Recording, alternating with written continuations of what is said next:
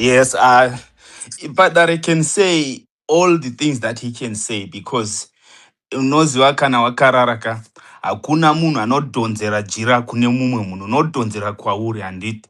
So yena he's speaking because he's standing for ZANU PF. But the truth of the matter is that the ZANU PF currently is the enemy of the people of Zimbabwe. Currently, ZANU PF is like well, how can I say it? It's like it's blocking the progress in Zimbabwe because of these poor policies, and then also this tendency of them of not obeying the laws that they themselves implement. They can't abide by them themselves. So, because of that, they have destroyed the Zimbabwe's investor confidence. Because if you tell me that you have a rule and no one is above the law, but you somehow just come back and break these rules and break when you want and do whatever you want, and then you want me to come there and invest and do all these things. No. So long there's ZANU PF in power and they behave the way they behave, Zimbabwe will never progress. That's it.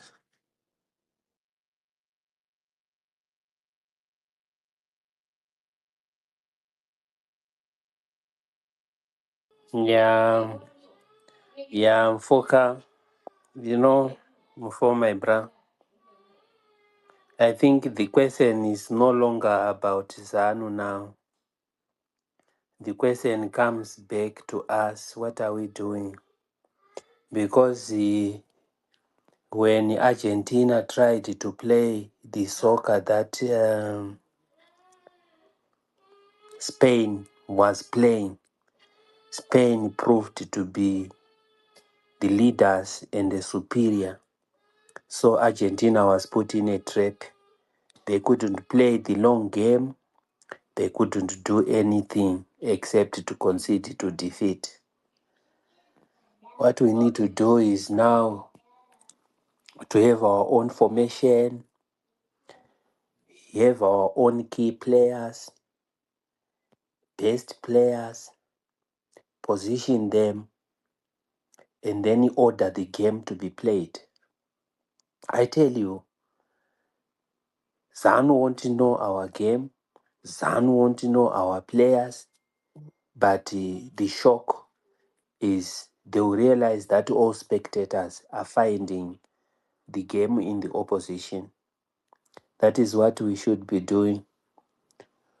Unless we have a referee, unless we have the rules of the game being followed, then we can level out a game to be available. But the status quo at the moment, there is no game to be played because the other players are not subject to the rules of how the game is played. So on those bases, ZANU should reform itself to the desires of its citizens for fairness. The worry, the concern about Zimbabweans, opposition has experience of losing to ZANU, but ZANU does not have experience of losing to opposition. As a result, they would want to be unethical in all their behaviors in order for them to remain as relevant players. But what is really obtaining in our camp? We are not decided on our coach. We are not decided on our leadership. We even start bickering about sentences between the lines. And sometimes we criticize each other so much that we cannot even be able to stand. All that plays into ZANU. And I wish if the people of Zimbabwe knew how to free themselves. If freedom cannot be exercised just on this space, which other place will you exercise freedom? Because on the ground, ZANU has taken it away. And the ZANU have refused the people to be free. So it's something that we should be able to get our people to exercise the freedom, to experience the freedom, and to enjoy that freedom.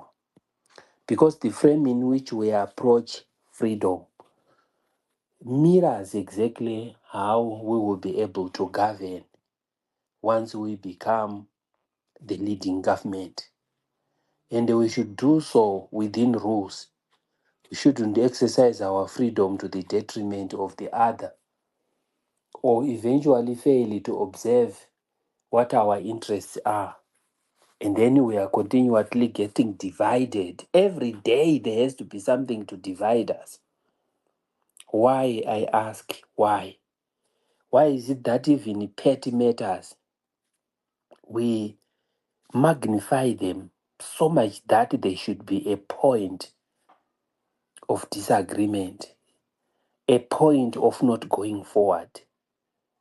People who are progressive know very well how to choose their, their purpose. And when they make informed choices of their purpose of existence, purpose to exist, when then move forward and they say what is there for us to correct, other than remaining bickering in one position. That is why we are being exploited by ZANU. ZANU has no idea where to take the nation to, but it has every idea to make sure that we will not show people the direction by muzzling us. If we rumor of a good idea here, tomorrow they will try to implement it without even coming back to us and say, how do we go about this? So it's a stark organization. So when an organization gets into that situation, it becomes obvious it can never have a following. Sometimes we give it life. How we respond to it, how we stand amongst ourselves, leaves everything, not only to our desires, but to the loss of our desire. And that is the situation that makes everything very bad. We make news of ourselves, yet we are not supposed to be the news. The real news is the bad news that we are confronted with every day, and the bad news is ZANU PF. We have so many issues that we should confront, that we should face, that we should be talking about. And that would be an opportunity not only to critique, but to correct and move forward, and to put in order and move forward. That is the best way. Once we begin to doing that, ZANU-PF crumbles. It crumbles by itself, not because of another person, but because we will be standing in our post of duty. So yes, I listened and I said, when I was at Uncle Jet Space, and I said, who are Zimbabweans? What do they want? We need to ask them. Everyone who appears on the space, what do you want from a government? What kind of a government would you want? Is it just about a person? Is it just about a party? Because when you hear somebody standing and thinking ZANU-PF is a good thing that has existed in Southern Africa, ask them, what do you want that makes you identify with the ZANU? And we list these things, and somebody tells me A, B, C, D. We then tell this person how far away they are from the real world. Because development has been put on the TV, development has been put on Twitter as either good roads, as either some other development. But what is really development? When are we going to experience development in our homeland 46 years after independence? What is there for you to say there's been development in our country? Why do we have more people who are poor? In terms of numbers, far beyond the poverty that was existing during Ian Smith's time. Why is that our institutions are not growing?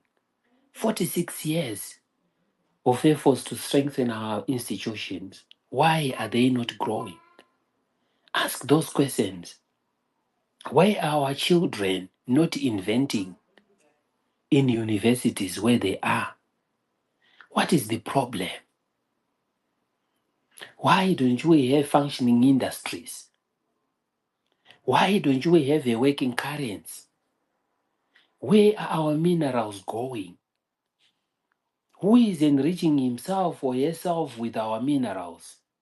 How are they benefiting the total nation?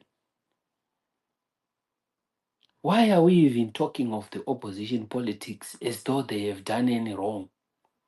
What wrong have they done? Are they holding any purse? Who can be a member of the opposition? How do we manage membership? Our political parties, churches,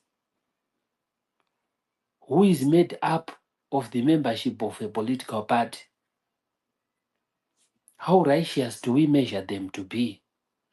How do they earn positions of influence within the party?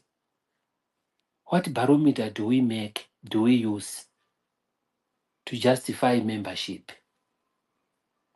At one stage, our country was between Zimbabwe and Zanu before we talk of Abel Mzorewa. Do we have people who at some stage belonged to ZAP? Where are they standing today? Do we have people who belonged to ZANU? Are they still standing with ZANU? Can they transition? Can they change their decision? Can they apologize for having becoming part of ZANU? Is it possible? How do we give somebody a label of belonging to ZANU? Or how do we say this one is a pure member of opposition? Is it about the person or the office they hold? How do we hold them accountable? Who are they responsible to when they get into a party and begin to offer services? Are they infallible? Can they fail? Should they fail, what should we do as citizens? All these are pertinent questions that we should be able to answer in an honest conversation and say where exactly are we standing. We cannot be so dry that we end up just pulling punches, accusing, and trying to make someone low, someone, unable, and so on and so forth. What is the population thinking and saying? Will you give the population an agenda? Are you able to frame the population when they make their choice to say, this is the leader we want? Who are you then to try and divert people from choosing a leader of their choice? And why would you do that? What do you get by doing that? Are you also the enemy of the people? Just as good as people have been subjected to their greatest, darkest enemy over the years. Do you want to perpetuate people's suffering? Even if you didn't believe somebody is able, who are you then to stop that person from becoming a leader when people want him? So these are some of the questions that we should ask writers, journalists, before they even think they are telling the community some information. Right on our spaces. Is it just grandiose to speak against ZANU? Is it about speaking against ZANU? What is it that you must be speaking to strengthen your position in the opposition camp? We must be changing our narrative now. The focus should be on how we are getting established in the society. Democracy is an open game, it's not secretive. No matter how we want to be secretive, yet we must still stand tall, that people from far should see us, should understand what we stand for, should understand who we are. Our agenda cannot be duplicated by anyone because it belongs to us. We'll tell you what we do, but we'll not tell you how we are going to do it. Because we know you are naysayers. You would always want to hoodwink the population by thinking whatever way you proposed, you are doing it when you are not doing it. That's why we are walking in potholed roads. Because you heard somebody saying we'll have supergate roads. But how? You didn't know. We're supposed to leave him to implement his plan and see where he will end with his plan. But you thought you would do it in the back door. That's what ignorance does. But the society, you cannot lie to the society because they will look for those roads from you, you won't give them. So allow the one who proposed those roads to give people those roads. He can. That's why people want him. Why do you think it should be about you as Zanu that must remain in office? No. You can abuse people, but you can't abuse the economy. It will reject your abuse and it will tell you that you are not managing me the right way. It's not amending the constitution that will fix the economy. No. You will still fail. Even if all Zimbabweans were going to say, we love you, if you don't have the skill, you will still fail. So this is about your inability. It's not about people not liking you. Why do you want to be in a position that you cannot execute? That's about ZANU. This is exactly who ZANU is. They can't. They've used themselves up. They've had years of trying. And anyone who is convinced about ZANU, honestly, they have to be convinced ZANU has had chance. They have failed. So this time around, give him chance. I know the one I'm referring to, why I'm saying give him chance. It's because he was elected. And you can't steal his term. Why would you want to steal his term? Even if you have ambitions, keep your ambitions to yourself. Unless if you want to commit another coup in the opposition, then we'll hear you trying to talk him out of his office. No. Allow him to run his term. He was elected. But we encourage him to put a shadow government. And let him run his parallel government. Not by rendering services, but by making sure that he is tightly marking ZANU. And it will be exposed continuously all the time. You can't accuse him for followers. When they make their decisions, it's not about him. He does not go about it to invite to say, you come, I want you from your organization. No. People come and say, we want to be part of you. So there's no reason, there's no problem for him to say, yes, you are part of us. Why would you come back and accuse him? Is he a prophet? Is he elected to be a prophet of the nation? That he will have to know what Shaphat is thinking, what Anodiwa is thinking, what Kinda is thinking. No, he's not elected to do that. He's elected to preside over his promises to the people. The membership, whoever does not fit in it will fall by the wayside from time to time.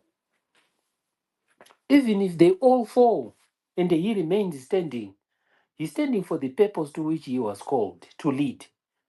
That's what all leaders ought to be.